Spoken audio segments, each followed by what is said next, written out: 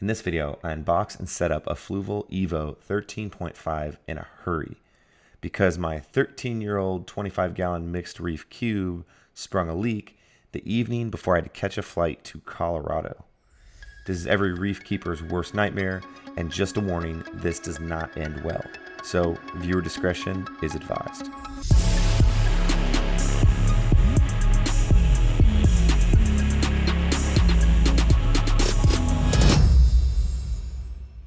Welcome back to IC Live. My name is Mark.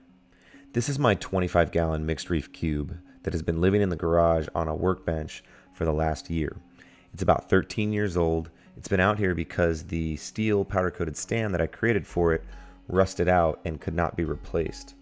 So it's not coming back in the house until I actually do create a replacement. In the near future, I am going to be rebuilding this tank, and I will actually film a video on that process. But for now, everything is alive and thriving, although the tank is extremely dirty. A few days ago, I noticed the tank was evaporating water extremely fast, so I did a little inspection, and sure enough, I found a leak. The leak was really slow, but it appears that it's on the silicone seal, and the seal is starting to fail, so this could be a big problem, especially because I'm flying to Colorado early tomorrow morning. I'm worried that the tank could have a catastrophic failure while I'm gone, flooding the garage and killing all of my fish and coral. So with just a few hours to figure out what I'm going to do, I had to come up with a plan. So I went to the local fish store, Sandbar Pets in Mission Viejo, shout out to Eric the owner, to get saltwater and pick up a tank. Unfortunately, they did not have an all-in-one style tank I was looking for in store, so I ended up having to go to Petco and purchasing a Fluval Evo 13.5 all-in-one. Petco is always a last resort for me because I would rather support my local fish store.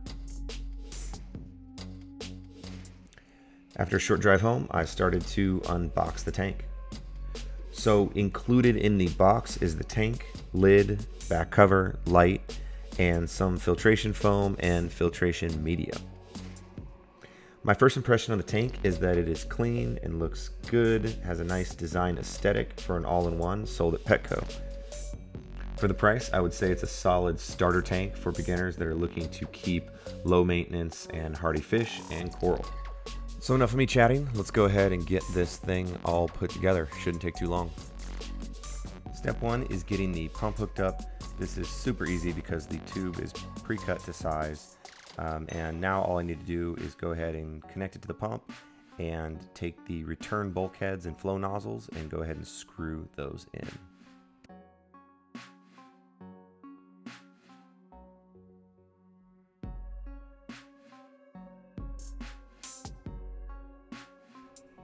Next, I took out the filter foam along with the media bags. I opened them, rinsed them thoroughly, and then put them back in so they're ready to go. All right, moving on from that. So one of the cosmetic features of the tank that I am not a fan of is the mesh that covers the water line around the rim of the glass. I'm gonna go ahead and remove that mesh with a razor blade.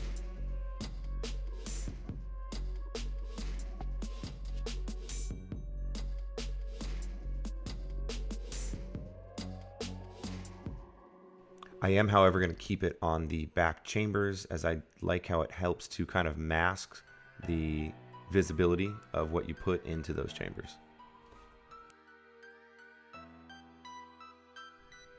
With just a few hours before I have to fly out, it's time to fill this thing up.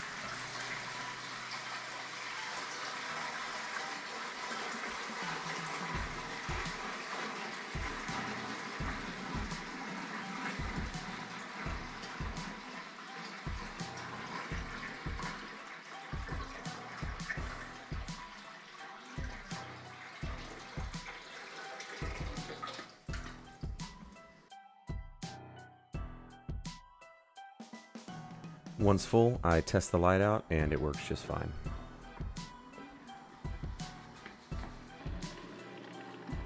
To assist with the filtration and cycling of the tank, I'm going to go ahead and take some high capacity ceramic cubes that I had in the sump of the 25 gallon, and I'm going to go ahead and put those in the back chamber of the Fluval. Now I'm just dropping these in the back, and this is actually temporary. I do plan on making some media baskets and totally switching this up. But like I said, I've only got a few hours before I got to get this thing set up so it can last a few days.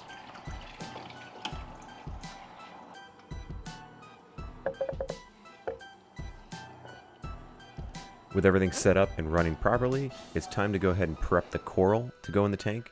So what I did here was I just kind of scrubbed some stuff off. I was mainly getting off some of the algae, just making sure the pieces were a little bit more clean when putting them into this fresh tank.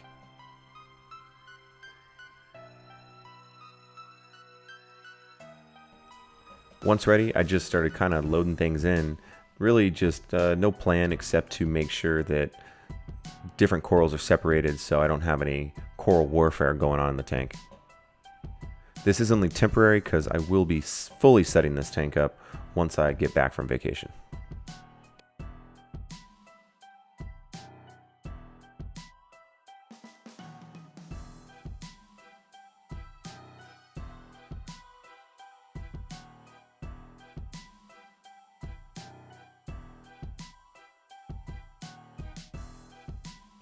With everything in the tank, I have just a few minutes to spare because I got to catch my flight.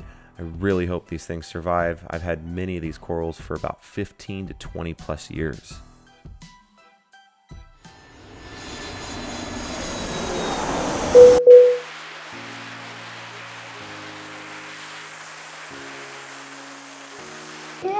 Candy. 10 pieces.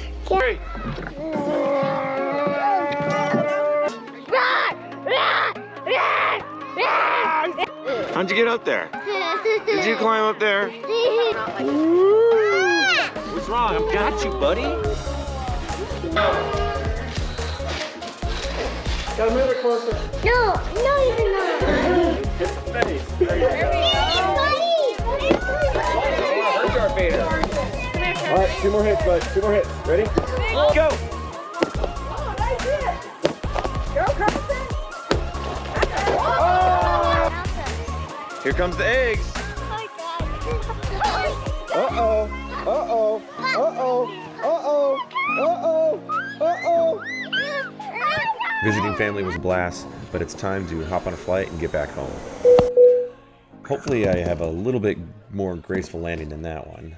Something along the lines more like this. There we go. That's better. All right, so when I got back home, I had my fingers crossed, and it's not good. So, forewarning, if you don't like seeing dead coral, go ahead and turn this off right now.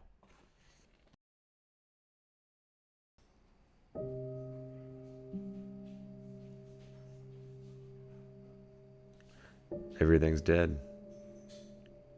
The tissue's just melting off. It's nasty, it stinks. Nothing salvageable. This giant Rhodactis mushroom, nuclear green, huge one, gone, toasted. This was a giant hammerhead with about 10 heads on it.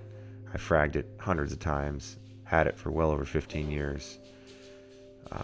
Mostly Euphyllia, some candy canes, also a really large frog spawn, purple and green. It was beautiful. And things stank so bad that I had to go ahead and immediately take it down. And I'm still not sure what mistake I made.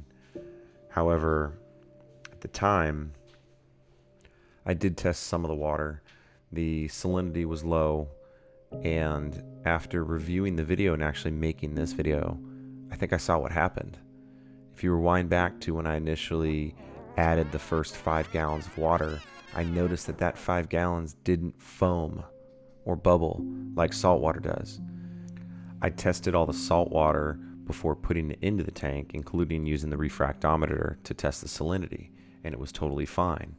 But once I filled everything up, I didn't actually test the water because I was confident it was good.